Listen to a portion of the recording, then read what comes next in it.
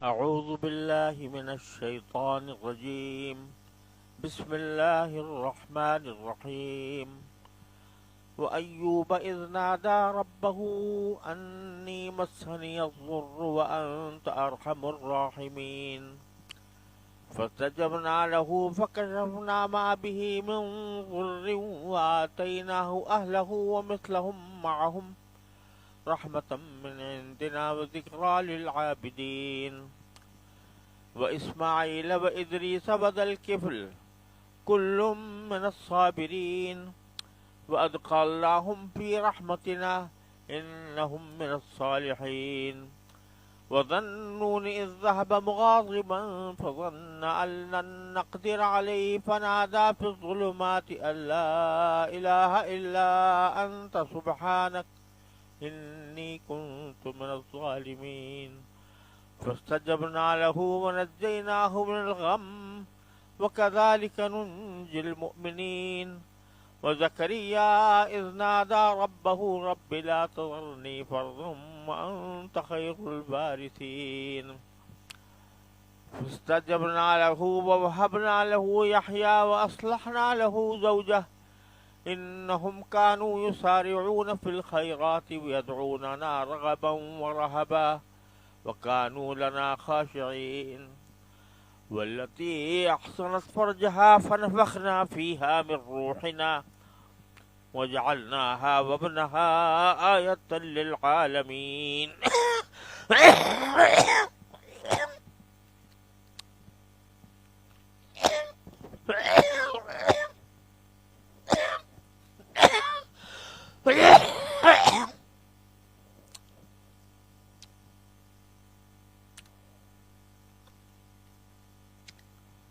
استغفر اللہ.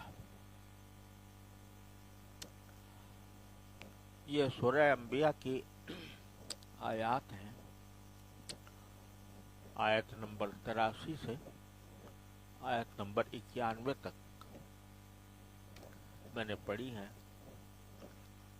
ان آیتوں سے پہلے اللہ تبارک و تعالی نے حضرت موسیٰ علیہ السلام اور پھر حضرت داؤد اور حضرت لوط علیہ السلام، حضرت نوح علیہ السلام اور حضرت داؤد اور سلیمان علیہ السلام کا تذکرہ فرمایا تھا، جس کی تفصیل پچھلی آیتوں میں گزر چکی. اب اسی انبیاء کرام کے سلسلے میں ان آیات میں اللہ تبارک و تعالی نے ان انبیاء کرام کا بطور خاص ذکر فرمایا ہے جن کے زندگی میں صبر کی صفت بہت زیادہ تھی. ان انبیاء کرام کا خاص طور پر ذکر فرمایا گیا. آپ کو شاید یاد ہو کہ انبیاء کرام کا جو تذکرہ شروع ہوا تھا وہ اس طرح شروع ہوا تھا کہ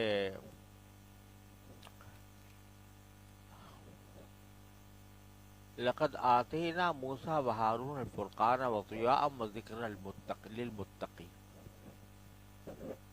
وَلَقَدْ آتَيْنَا إِبْرَاهِيمَ رُشْدَهُ مِنْ قَبْلُ وَكُنَّا بِهِ عَالِمِينَ. اور یہ فرمایا گیا تھا کہ ان کو ہم نے حکمت اور علم سے نوازا تھا. پچھلی آیتوں میں جہاں اب کسی نبی کا نام شروع ہوا ہے تو اس نبی کو منسوب ذکر کیا ہے. وَلُوطًا آتَيْنَاهُ حُكْمًا وَعِلْمًا وَنُوحًا إِذْ نَادَىٰ مِن قَبْلُ.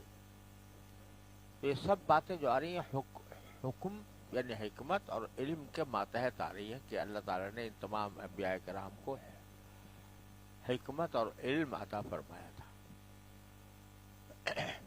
اب اسی میں آ گیا وَأَيُّوبَ. تو اس کو بھی اسی پر جب معطوف قرار دیا جائے گا تو معنی یہ ہوں گے کہ وہی علم و حکمت جیسی پچھلے انبیاء کرام کو ہم نے دی، ویسی ہی علم و حکمت حضرت ایوب علیہ السلام کو بھی عطا فرمائی تھی۔ پھر اس علم و حکمت کا جو خصوصی نتیجہ تھا وہ اللہ تبارک و تعالیٰ نے بیان فرمایا، اور وہ یہ کہ اس علم حکمت کے نتیجے میں اللہ تبارک و تعالیٰ نے ان کو صبر کی صفت میں بڑا پکا بنایا تھا، اور وہ صبر کی صفت جو حضرت ایوب علیہ السلام میں تھی، اس میں قرآن کریم سے تو صرف ایک بات معلوم ہوتی ہے کہ حضرت ایوب علیہ السلام کو کسی وقت کوئی سخت بیماری لاحق ہو گئی تھی، اور اس بیماری کے ساتھ ساتھ ان کے جو بیٹے بیٹیاں تھے وہ ان سے جدا ہو گئے تھے۔ جدا ہونے سے کا مطلب یہ بھی بات مفسرین نے بیان کیا ہے کہ وہ انہیں چھوڑ کر چلے گئے تھے، اور یہ بھی ممکن ہے جیسا کہ بعض مفسرین نے بیان فرمایا ہے کہ وہ انتقال کر گئے تھے، اور اس بیماری کی حالت میں ان کی خدمت کے لیے صرف ان کی اہلیہ باقی رہ گئی تھی، جو بہت محنت مشقت سے دوسروں کے گھروں میں کام کر کے پیسے جمع کرتی اور لا کر ایوب علیہ السلام کو کھلاتی تھی۔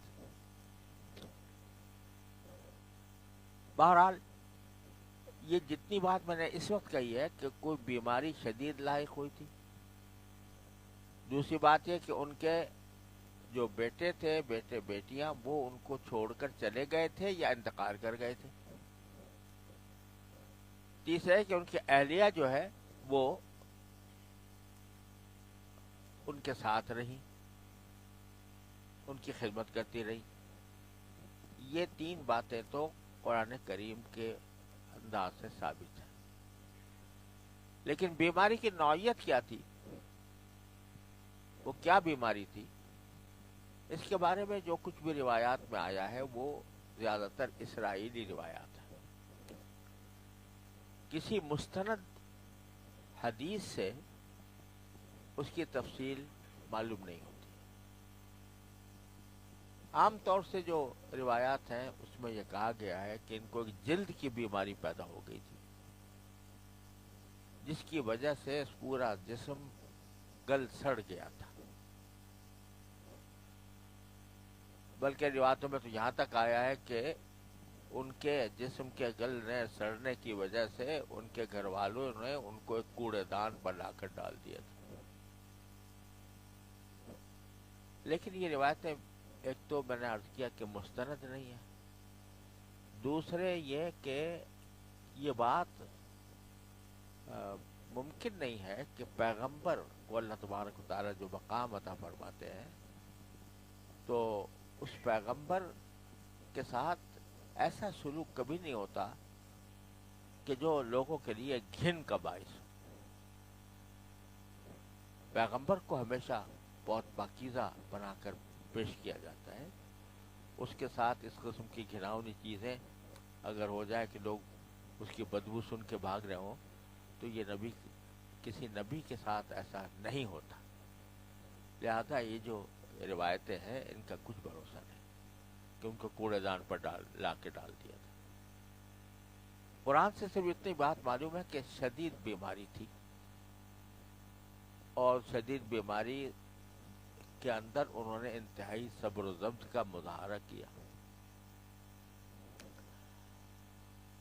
کیا بیماری تھی، کس طرح پیدا ہوئی تھی، جب کسی نہ قرآن نے اس کی تفصیل بیان کی نہ احادیث صحیحہ میں اس کا کوئی بیان ہے، تو اسرائیلی روایات کی بنیاد پر اپنی طرف سے کچھ اندازے لگانا درست نہیں ہے۔ بائبل میں ایک پورا صحیفہ ایوب کے نام سے موجود ہے، اور اس میں عجیب بے سروپا باتیں لکھی ہوئی ہیں۔ وہ یہ کہ مثلا کہ ابلیس جو ہے وہ اللہ میاں کے پاس پہنچا اور اللہ تعالیٰ سے کہا کہ دیکھ میں نے تیری مخلوق کو کتنا گمراہ کرتا ہوں. تو اللہ تعالیٰ نے کہا کہ میرا ایک بندہ ہے جو بہت پاک باز ہے, ہر وقت میرا ذکر کرتا رہتا ہے, اس کا نام ایوب ہے.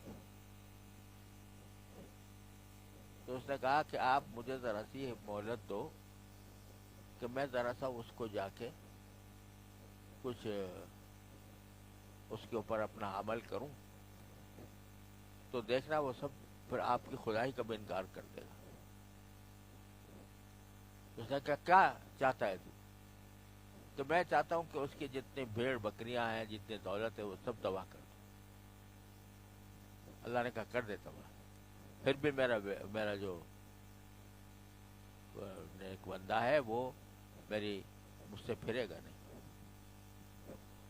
اس نے جا کے ان کے سارے بھیڑ بکریاں, بہت بڑی دولت تھی, سب تباہ کر. پھر گیا اللہ میاں کے پاس. اللہ میاں نے کہا دیکھو اس نے تو کہیں کوئی میرے خلاف کوئی کارروائی نہیں کہا, باوجود اس کے کہ اچھا مجھے کوئی اجازت دے دے میں اس کے سارے گھر والوں کو ختم کر دوں. تو اللہ نے کہا چل کر لے. اس کو اللہ نے قدرت دے دی, سارے گھر والوں کو ختم کر دیا. ایوب علیہ السلام پھر بھی اللہ تعالیٰ کے گن گاتے رہے اور اللہ تعالیٰ سے برگشتہ نہیں ہوئے. اس طرح 3 مرتبہ اس نے اجازت مانگ کے اللہ تعالیٰ سے ان کے اوپر حملے کیے اور آخر میں ایک ایسی بیماری میں مبتلا کر دیا جو کوڑھ کی بیماری تھی, جذام کی. پھر بھی تو اللہ تعالیٰ نے فرمایا دیکھ تو نے سب کچھ کر کے دیکھ لیا مگر میرا بندہ میری عبادت سے غافل نہیں ہوتا. پھر اس کے بعد ان کے پاس دوست آئے اور کیا کیا باتیں ہوئی وغیرہ وغیرہ, سب بہت لمبی چوڑی تفصیل ہے.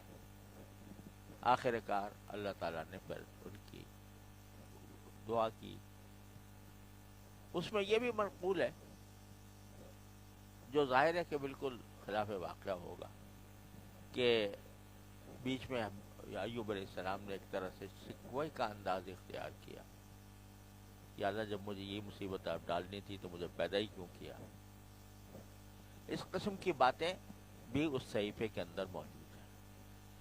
لیکن میں نے عرض کیا کہ یہ سب جو ہے یہ اس کا کوئی سند نہیں ہے, کوئی اس کی اصل نہیں ہے.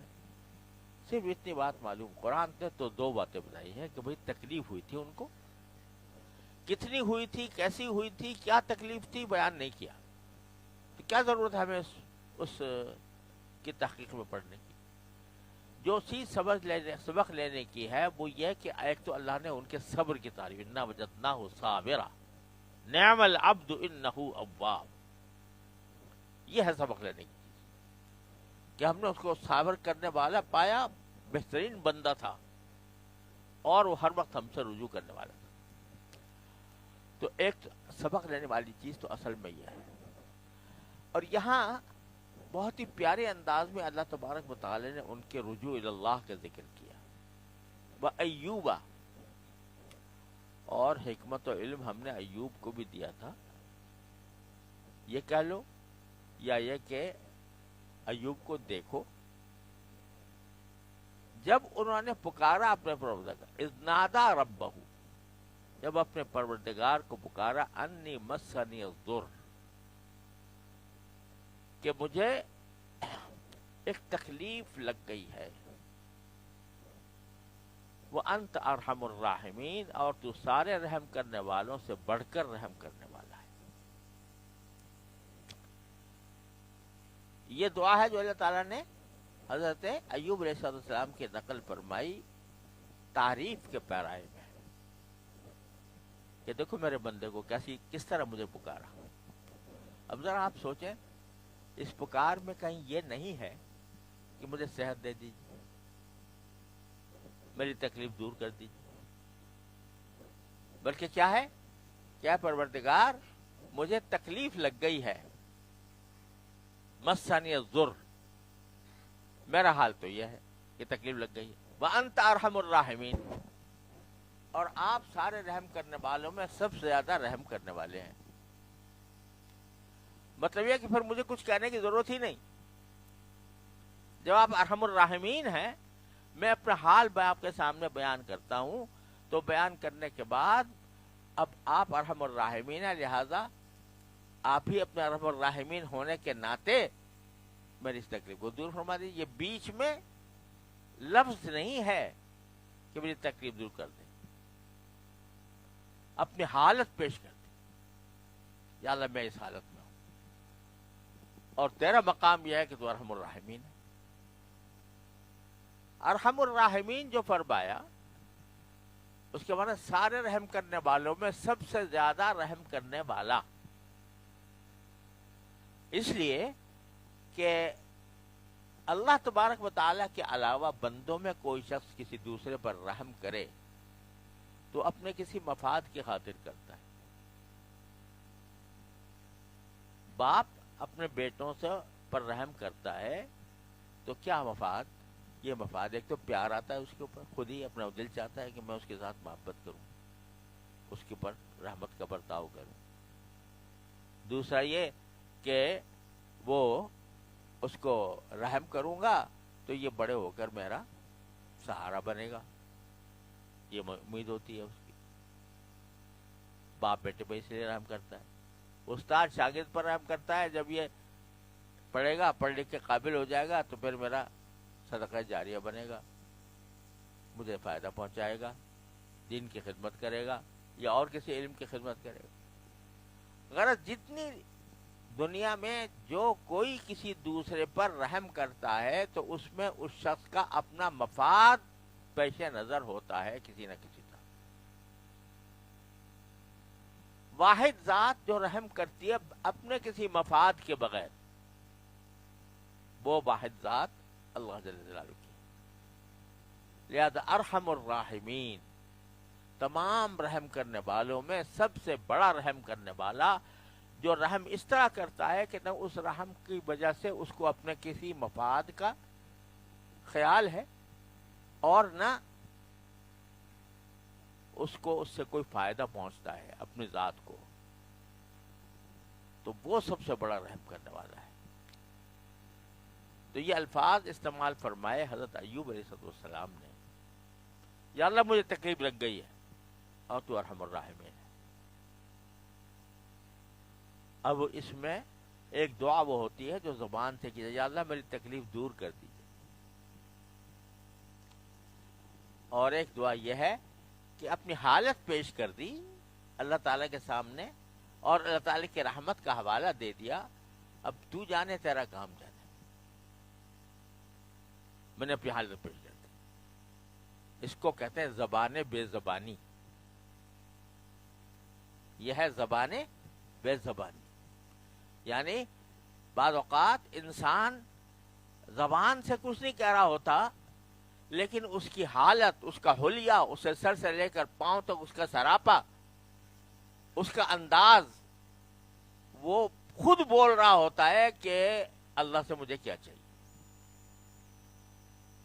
اس کو کہتے ہیں زبان بے زبان.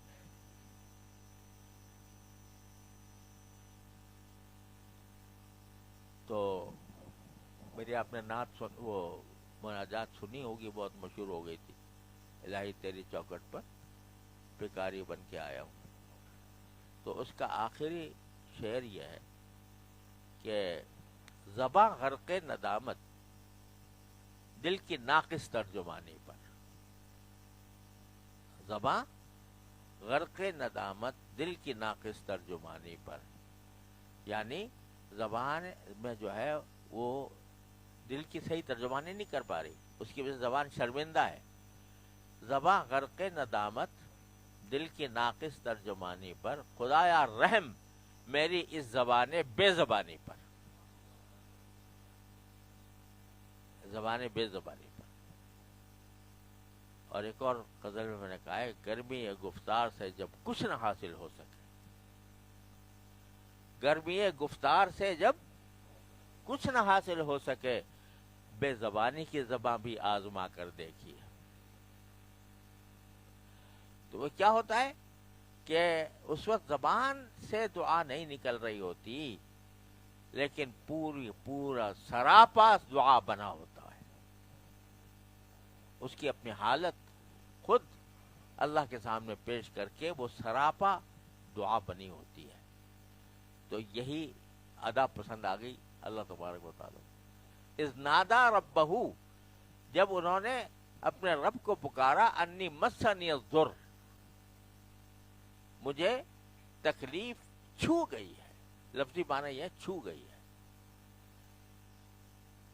وانت ارحم الراحمین، اور تو صاحب رحم کرنے والوں میں سب سے زیادہ رحم کرنے والا ہے. تو اس میں خود کہنے کی ضرورت نہیں پڑی کہ یہ بیماری مجھے دور فرما دیجیے، لیکن قرآن کہتا ہے فاستجبنا لہ، ہم نے ان کی بات قبول کر لی. فکشفنا ما بہ من ضر، اور اس کو جو تکلیف تھی، ان کو جو تکلیف لائق تھی، اسے دور کر دیا. کس طرح دور کر دیا؟ ایک غسل کروایا جس کی تفصیل سورہ صاد میں آئے گی انشاءاللہ. اور وہ جب غسل کرنا تھا تو ساری بیماری لمحے میں ختم ہو گئی. وَآتَيْنَاهُ أَهْلَهُ وَمِثْلَهُمْ مَعَهُمْ، اور ہم نے ان کے گھر والے بھی ان کو دے دیے، اور بلکہ ان سے ان کے جیسے اور دے دیے. یعنی میں نے عرض کیا تھا کہ وہ گھر والے ان سے چھوڑ کر چلے گئے تھے. گھر والے سے مراد بیٹے بیٹیاں اور دوسرے رشتے دار، یا چھوڑ کے چلے گئے تھے یا مر گئے تھے، دونوں احتمال ہیں. تو جب اللہ نے شفا عطا فرمائی تو پورا کنبہ دوبارہ واپس بھیج دیا. اگر کہیں چلے گئے تھے تو ان کو واپس بلا لیا، اگر انتقال کر گئے تھے تو اللہ نے نئے بیٹے بیٹیاں دے دیے، اور ان کا جو خاندان تھا وہ ہرا بھرا ہو گیا دوبارہ. رحمۃ من عندنا، یہ سب کچھ ہم نے اپنی رحمت کا مظاہرہ کیا. وہ ذکر للعابدین، اور عبادت کرنے والوں کو ایک سبق دیا. یہ ذکر للعابدین، اے عبادت کرنے والوں سبق حاصل کرو. کیا سبق حاصل کرو؟ کہ عبادت کرتے کرتے دماغ میں یہ خناس پیدا نہ ہو جائے کہ ہم چونکہ اللہ کے بہت برگزیدہ بندے ہو گئے ہیں، لہذا اب ہمیں کوئی تکلیف نہیں پہنچنی چاہیے. عبادت کر رہا ہے بندہ، لیکن وہ یہ سوچتا ہے کہ میں تو اتنا عبادت گزار ہوں، اللہ تعالیٰ کے سامنے نفلیں پڑھتا ہوں، روزے رکھتا ہوں، ذکر کرتا ہوں،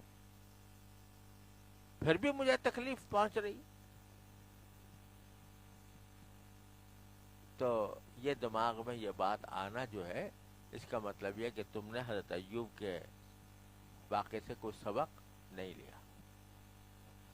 سبق یہ ہے کہ عبادت بھی کیے جاؤ اور ڈرے بھی رہو،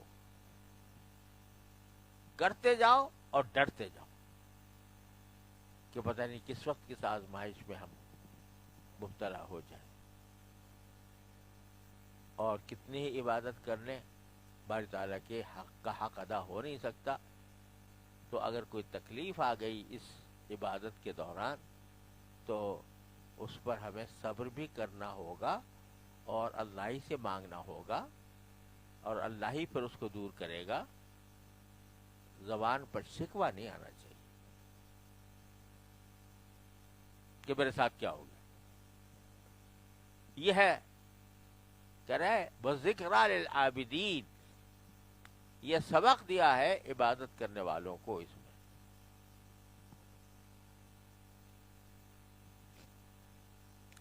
2.5 سطروں میں پورا واقعہ بیان فرما دیا ایوب علیہ السلام کا، اور اس کے اندر جو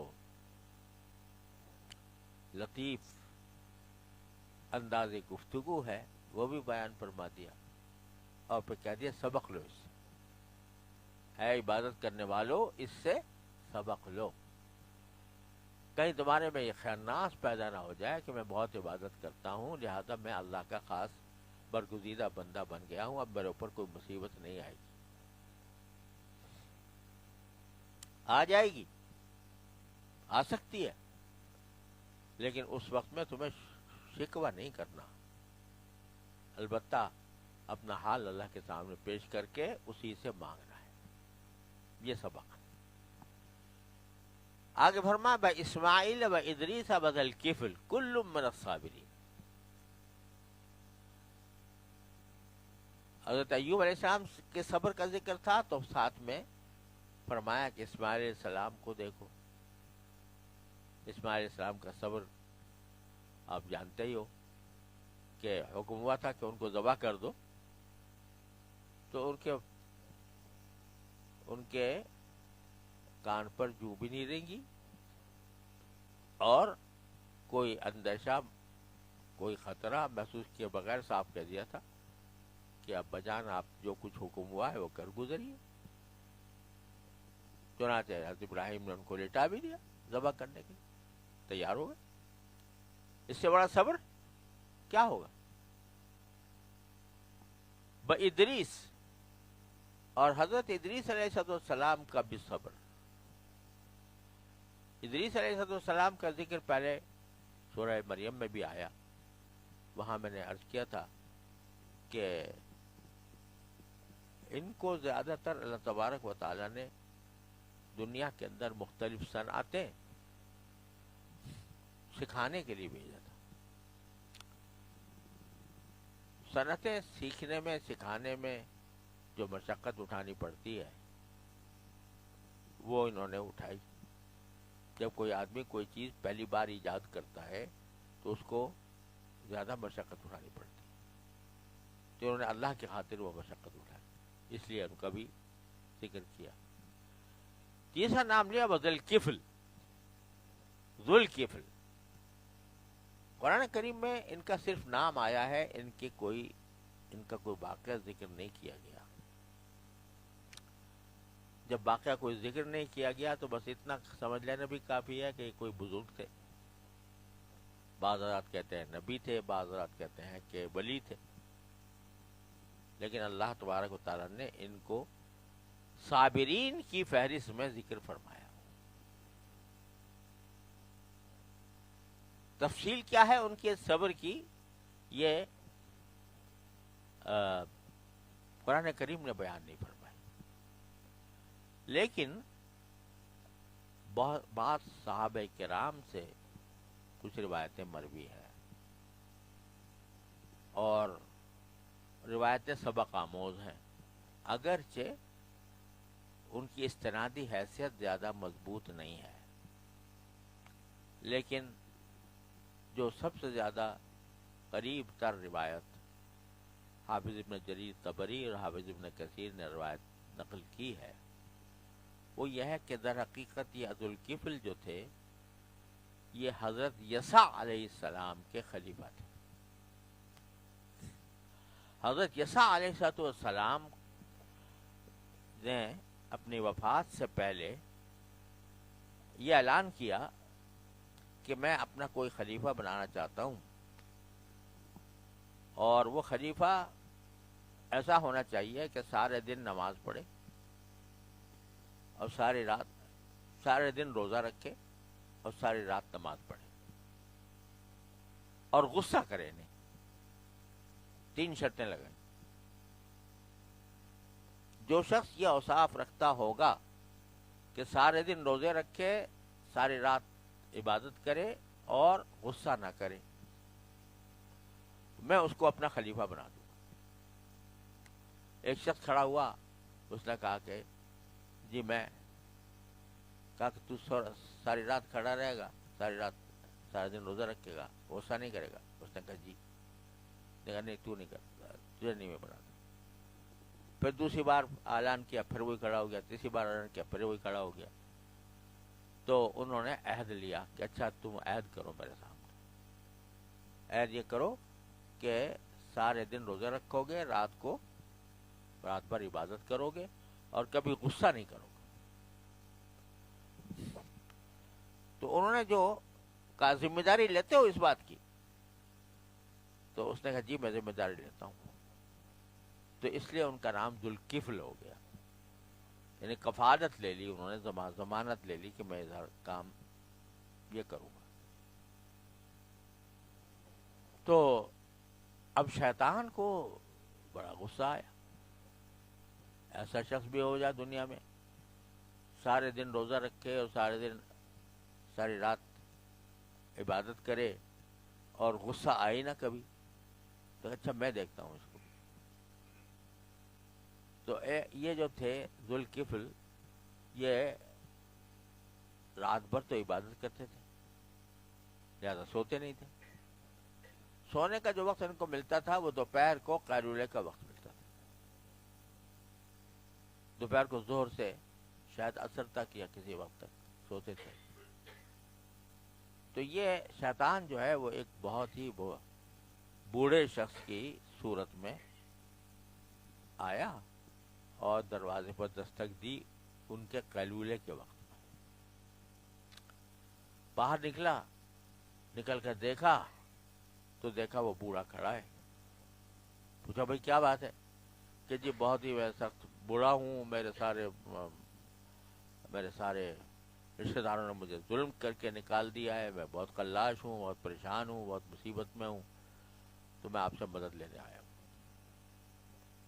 وہ داستان اتنی لمبی بیان کی اس نے اپنی مظلومیت کی کہ سارا قیلولے کا وقت ختم ہو گیا.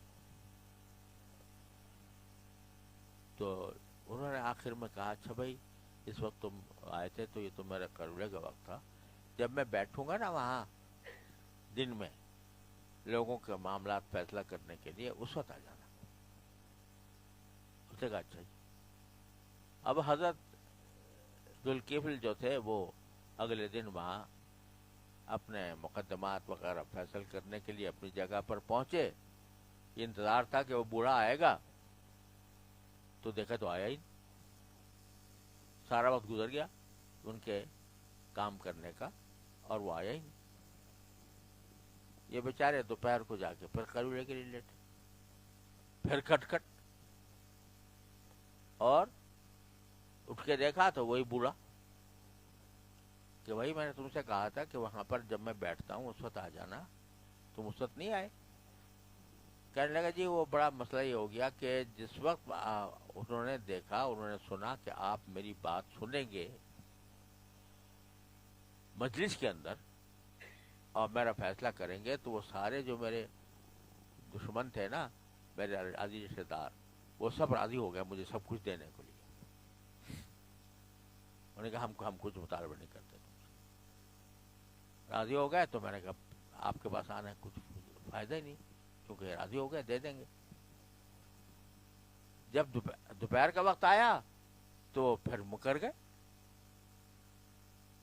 پھر مجھ سے مانگنے سے دینے سے انکار کر دیا. تو اس لیے مجھے اس وقت آپ کے پاس دوبارہ آنا پڑا. میں کہا بھائی اچھا پھر ایسا کرو کل آ جانا اس وقت جب میں بیٹھوں گا تو اس وقت آ جانا کل. اب اس وقت تو اسی دستان میں ساری وہ اس دن کا قیلولہ بھی گیا. تو 2 دن ہو گیا سوئے نہیں تھے. تیسرا دن جب آیا تو حضرت ذوالکفل نے اپنے گھر والوں سے کہا بھائی ابھی ہمیں 2 دن سے میں سویا نہیں ہوں، اور ایک بڑا میاں آتا ہے، وہ اگر وہ آئے تو تم دروازہ نہ کھولنا اور اس کو کہہ دینا کہ بھائی کل آئے وہاں دن میں. تو گھر والوں نے دروازہ بند کر دیا اور یہ پہنچ گیا پورا. اور اس نے کہا کہ جی میں بہت مظلوم ہوں، میرا دروازہ کھلواؤ.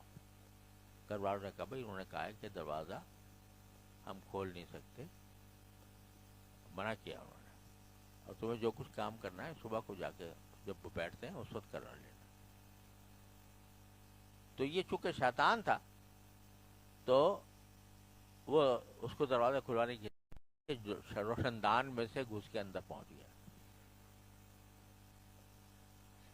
اندر پہنچ کے اٹھا دیا. جب وہ روشندان میں سے گھس کے آیا تو وہ سمجھ گیا کہ یہ کوئی انسان نہیں ہے، یہ کوئی شیطان ہے.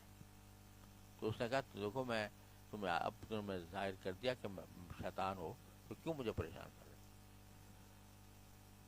تو اس نے کہا جی میں آپ نے یہ وعدہ کیا تھا کہ کبھی غصہ نہیں کرو گے، تو میں نے اس لیے یہ ساری کہانی بنائی کہ آپ کو کسی طرح غصے پر آمادہ کروں.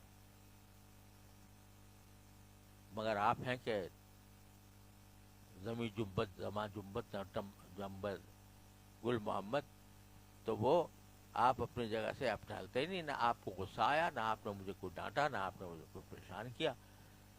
تو یہ ان کے صبر کی اور تحمل کی علامت تھی.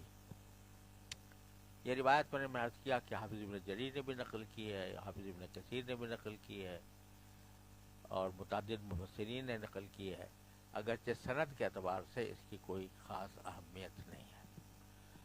بہر صورت اللہ تعالیٰ نے ان کو ان لوگوں میں شمار کیا ہے جن کو اللہ تعالیٰ نے صبر کی خصوصی صفت عطا فرمائی، بلکہ لکل من الصابرین، اور اس صبر کی وجہ سے ادخلناہم فی رحمتنا، ان کو ہم نے اپنے رحمت میں داخل کر دیا.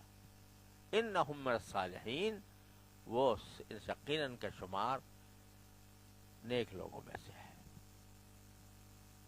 اس سے کیا پتہ چلا کہ صبر بڑی اعلیٰ صفت ہے. انما یوفی الصابرون اجرہم بغیر حساب.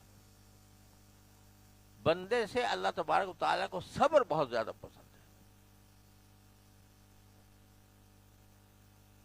شکر بھی بہت پسند ہے اور صبر بھی بہت پسند ہے. شکر نسبتاً آسان ہے کیونکہ وہ خوشحالی پر ہوتا ہے. بس اتنی بات ہے کہ خوشحالی کے وقت میں وہ اللہ کو یاد کرے، اللہ کا شکر ادا کرے زبان سے. صبر جو ہے وہ تنگ حالی میں ہوتا ہے، جب آدمی کسی مشکل کا شکار ہو، اس وقت اللہ کی تقدیر پر راضی رہنا، اللہ تعالیٰ کے کسی فعل پر شکوہ نہ کرنا، یہ ہے وہ صبر کا اعلیٰ مقام جس کو فرمایا گیا یوفی الصابرون اجرہم بغیر حساب. آگے پھر ذکر کیا حضرت یونس علیہ السلام کا. وَظَنُّونِ إِذْ ذَهَبَ مُغَاضِبًا فَظَنَّ أَن لَّن نَّقْدِرَ عَلَيْهِ. اور حکمت و علم ہم نے عطا کیا تھا مچھلی والے کو بھی.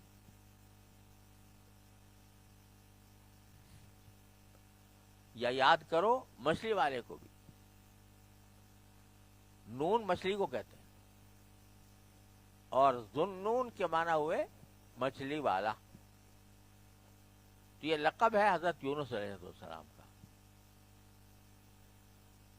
اس کی پوری تفصیل تو انشاءاللہ گزری ہے سورہ یونس میں، اور آئندہ مزید آئے گی سورہ صاد میں اور دوسرے سورہ صافات میں اور مختلف صورتوں میں.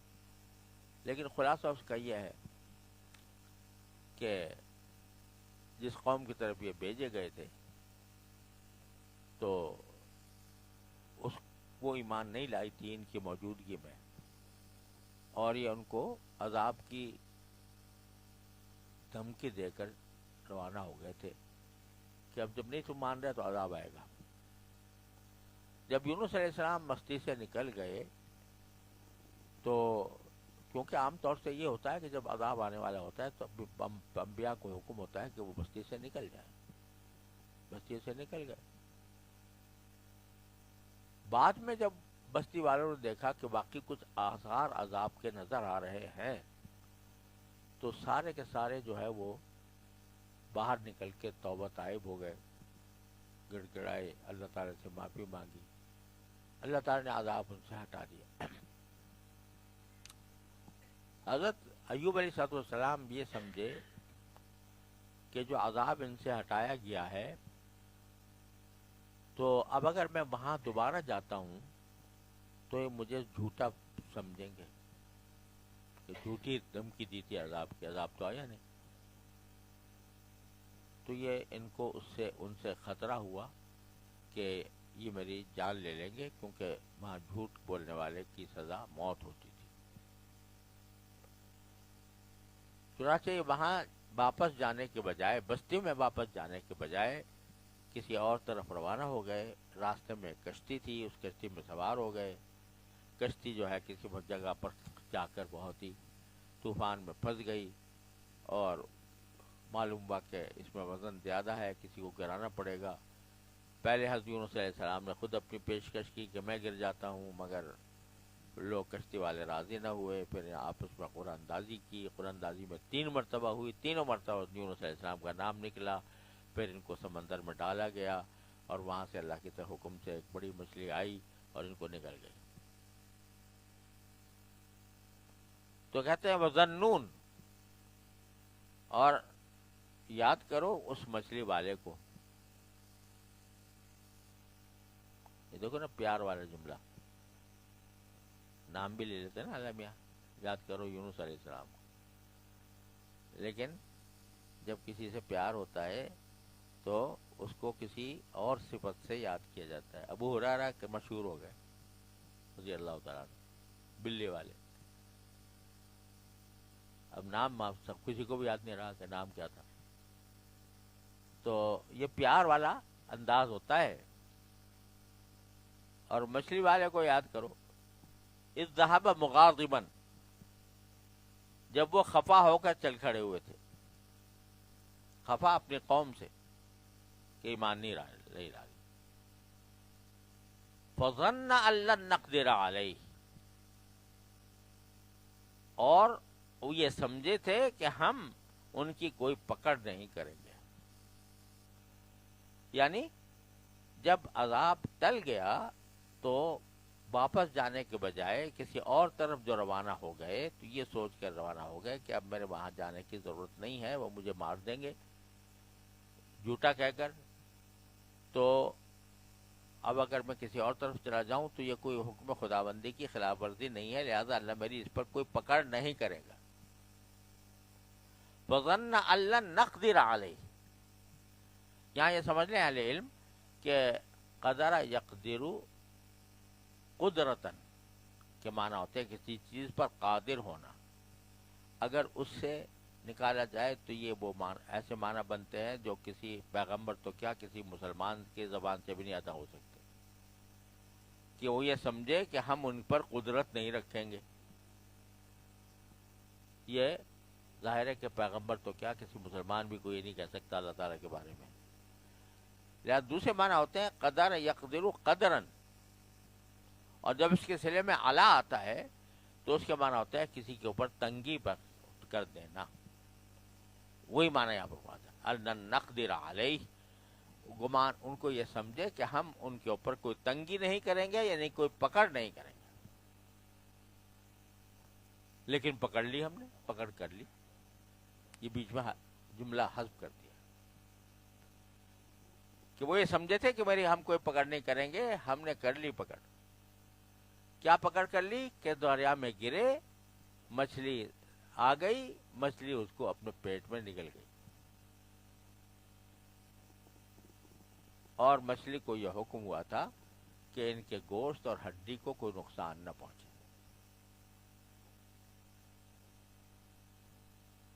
اب کیا ہوا؟ فنادیٰ فی الظلمات،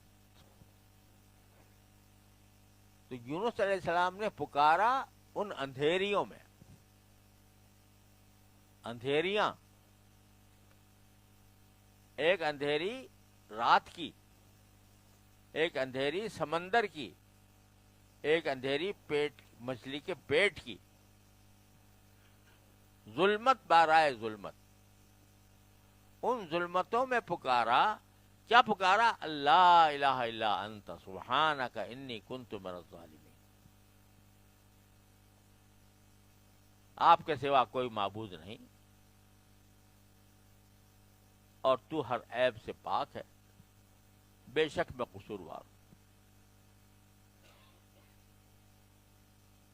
اب یہاں پر بھی دیکھو دعا کے الفاظ نہیں ہیں کہ مجھے اس مصیبت سے نکال دے، بلکہ وہی زبان بے زبانی، کیا کہ لا الہ الا انت،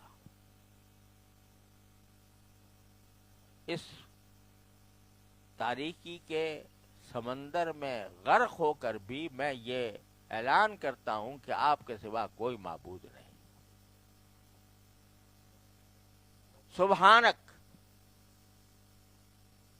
آپ ہر عیب سے پاک ہیں، لہذا اگر مجھے آپ نے مچھلی کے پیٹ میں بھیج دیا تو یہ کوئی آپ کا کوئی عیب نہیں ہے، آپ کو اس کا حق تھا۔ کیوں حق تھا؟ انی کنت من الظالمین، میں نے ہی اپنے نفس پر ظلم کیا تھا۔ اس طرح پکارا، فنادا فی الظلمات، قرآن کے الفاظ ذرا دیکھو، فنادا فی الظلمات، اندھیریوں میں پکارا، اللہ الہ الا انت سبحانک انی کنت من الظالمین۔ یہاں پر بھی کیا ہوا کہ یہاں صرف، وہاں تو حضرت ایوب علیہ السلام نے اپنی حالت بیان کی تھی، مسنی الضر وانت ارحم الراحمین، یہاں اپنی حالت بیان کی، لیکن حالت بیان کرنے کے بجائے اس حالت کی وجہ کا اعتراف کیا کہ جس حالت میں ہوں تو وہ اس وجہ سے ہوں کہ انی کنت من الظالمین، یہ حالت میرے اوپر کسی ظلم کی وجہ سے نہیں آئی، کسی اور کے ظلم کی وجہ سے، میں نے ہی اپنے اوپر ظلم کیا تھا۔ تو گویا ایک طرح سے اپنی غلطی کا اعتراف ہے، اپنے ظلم کا اعتراف ہے، باری تعالیٰ کی وحدانیت کا اعلان ہے، اور اس کے ہر عیب سے پاک ہونے کا اعلان ہے کہ غلطی آپ کی نہیں ہے، غلطی میری ہے، میں ظلم کرنے والوں میں تھا۔ اب اس میں بظاہر دعا کا لفظ تو کوئی ہے نہیں، لیکن یہ وہی اپنی حالت کا پیش کر دینا باری تعالیٰ کے سامنے، یہ بذات خود جو ہے خاموش دعا ہے۔ تو کیا فرمایا، فاستجبنا لہ، ہم نے ان کی دعا بھی قبول کر لی، حالانکہ دعا کا لفظ نہیں تھا۔ وَنَجَّيْنَاهُ مِنَ الْغَمِّ، اور ہم نے انہیں گھٹن سے نجات عطا کی۔ اب گھٹن کا تصور کرو، کوئی انسان مچھلی کے پیٹ میں چلا گیا ہے، کیا اس کا جو مچھلی کے اندر کیا اس کی جو کچھ مشینری ہے اس میں الجھ گیا انسان جا کے، اور اس میں جو اس کی جو اندر کی گوشت ہے یا جو کچھ بھی ہے اس کے ساتھ آدمی مس ہو رہا ہے، اور باہر نکلنے کا بظاہر کوئی راستہ نہیں نظر آتا، ظلمت ہی ظلمت ہے، اندھیرا ہی اندھیرا، تو اس وقت جو کیفیت ہوگی اس کو قرآن نے تعبیر کیا ہے گھٹن سے۔ ہم نے ان کو اس گھٹن سے نجات دی، یہ تو واقعہ بیان کر دیا، نجات دی۔ وَكَذَلِكَ نُنْجِي الْمُؤْمِنِينَ، اور ہم اسی طرح نجات دیتے ہیں ایمان والوں کو۔ یہ عجیب جملہ فرما دیا۔ ہمارے حضرت والا حضرت عارف قدس اللہ تعالیٰ سن رہا، وہ اس کا حوالہ دے کر فرماتے تھے کہ یہ جو فرمایا ہم اسی طرح نجات دیتے ہیں مومنوں کو، تو کیا مطلب ہے کہ ہر مومن جو ہے وہ مچھلی کے پیٹ میں جائے گا اور اللہ تعالیٰ مچھلی کے پیٹ میں سے اس کو نجات دیں گے؟ ظاہر ہے مچھلی کے پیٹ میں جانے کا واقعہ تو ان کے ساتھ ہو گیا، ہر انسان کے ساتھ تو ہونے والا نہیں ہے، بلکہ مطلب یہ ہے کہ جب بھی کوئی میرا بندہ ظلمات میں پھنس کر مجھے پکارے گا تو میں اس کو نجات دوں۔ اب ظلمات چاہے وہ مچھلی کے پیٹ کی ہوں یا گناہوں کی ہوں یا ماحول کی خرابی کی ہوں، وہ سب ظلمات ہیں، پکارو اس ظلمات میں اللہ کو۔ اب کرو لا الہ الا انت سبحانک انی کنت من الظالمین. تو اللہ کا وعدہ ہے کذالک ننجی المؤمنین، ہم اسی طرح مومنوں کو نجات دیں گے. اسی لیے حضرت سعد بن ابی وقاص رضی اللہ تعالیٰ عنہ سے روایت ہے کہ انہوں نے نبی کریم صلی اللہ علیہ وسلم کا یہ ارشاد انہوں نے نقل فرمایا کہ یہ جو آیت ہے سبحان لا الہ الا انت سبحانک انی کنت من الظالمین، یہ ایسی آیت ہے کہ جب بھی کوئی اس کے ساتھ دعا مانگے گا اللہ تعالیٰ اس کو قبول فرمائیں گے، او کما قال صلی اللہ علیہ وسلم. اسی لیے بزرگوں کا یہ معمول بھی رہا ہے کہ سخت مصائب کے موقع پر یہ کثرت سے پڑھتے اور دعائیں مانگتے.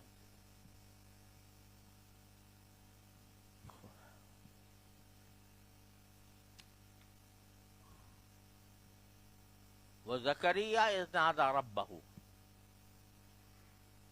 اور زکریا کو یاد کرو علیہ الصلوۃ والسلام، جب انہوں نے اپنے پروردگار کو پکارا تھا کہ رب لا تذرنی فردا، کیا میرے پروردگار مجھے تنہا نہ چھوڑیے، وانت خیر الوارثین، اور آپ سب سے بہتر وارث ہیں. یعنی مجھے ویسے تو یقین ہے کہ آپ اگر وارث ہوں گے میرے اعمال کے یا میرے کاموں کے تو سب اچھا ہی کریں گے، لیکن میں چاہتا ہوں کہ میں تنہا نہ رہوں، مرنے کے بعد زندگی میں بھی اور میرے مرنے کے بعد کوئی میرا ایسا وارث پیدا ہو جو میرے کام کو آگے بڑھائے، جس کی تفصیل سورہ مریم میں گزر چکی ہے. تو وہاں کیا ہوا؟ فاستجبنا لہ، ہم نے ان کو بھی دعا قبول کی. وہبنا لہ یحییٰ، اور ان کو یحییٰ جیسا بیٹا عطا فرمایا.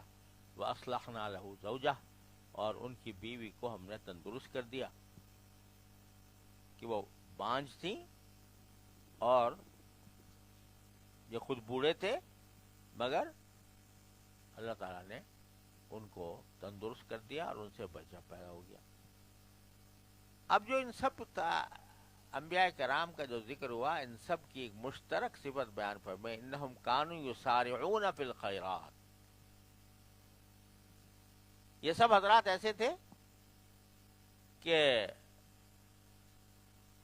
بھلائی کے کاموں میں تیزی دکھاتے تھے. جہاں کسی بھلائی کے کام کا کوئی امکان پیدا ہوا دوڑ کر لپک کر اس طرف جاتے تھے.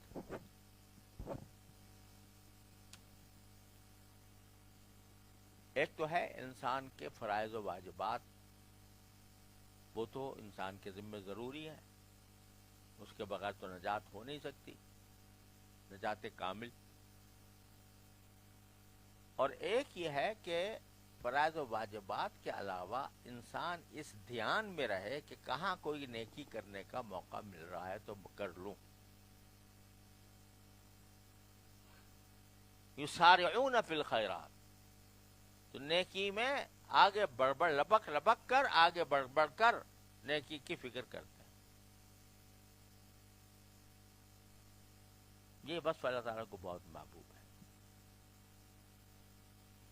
کہ انسان اس فکر میں رہے کہ کہاں سے میں کچھ نیکی کر لوں تو کچھ میرے نام اعمال میں کچھ اضافہ ہو جائے، علاوہ فرائض واجبات کے، علاوہ سنن مؤکدہ کے. ایک موقع مل رہا ہے کوئی نیکی کا تو کر گزروں. اسی لیے رسول کریم صلی اللہ علیہ وسلم نے فرمایا کہ لا تحقرن من المعروف شیئا، نیکی کے کسی کام کو حقیر نہ سمجھو.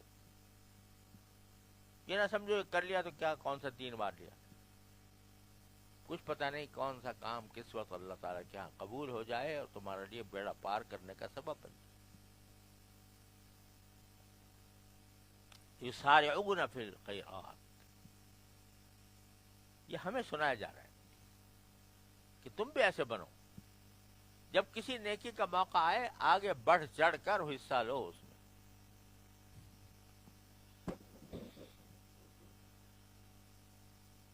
وَيَدْعُونَنَا رَغَبًا وَرَهَبًا. ایک صفت تو یہ بیان فرمائی کہ نیکی کے کاموں میں بڑھ چڑھ کر حصہ لیتے تھے، اور دوسرے یہ کہ وہ ہمیں شوق اور روب کے عالم میں پکارا کرتے تھے،